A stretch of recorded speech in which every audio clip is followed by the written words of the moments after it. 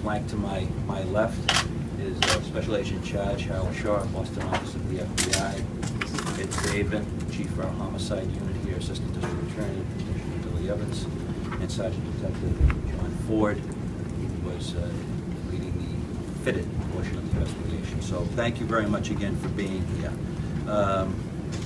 Earlier today, I met with the family of Usaamah Rahim, who was fatally shot last year by a Boston police detective and an FBI agent assigned to the Joint Terrorism Task Force led by the FBI Boston Field Office.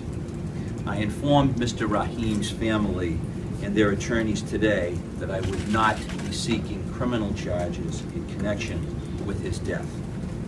The evidence gathered and analyzed during the course of the past year proved beyond a reasonable doubt that Mr. Rahim was armed with a large military-style knife and posed the threat of death or serious bodily injury to the task force officers at the time of the shooting.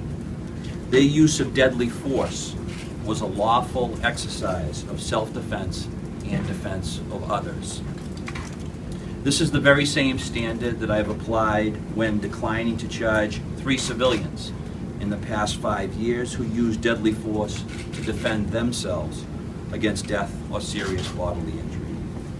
During my meeting with Mr. Rahim's family and their attorneys, I also released to them a copy of our entire investigative file containing interviews with well over a dozen eyewitnesses to the incident, the overwhelming majority of whom were civilians uninvolved with the task force or the terrorism investigation that focused on Mr. Rahim.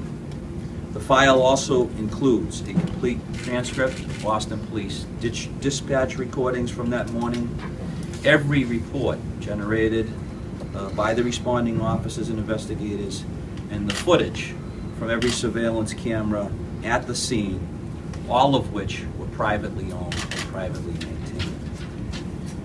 Pursuant to my policy of more than 10 years, I am releasing this investigative file to you, the media, as well. More than 770 pages of documentation and 370 digital images and video from the cameras at those 4 separate commercial establishments.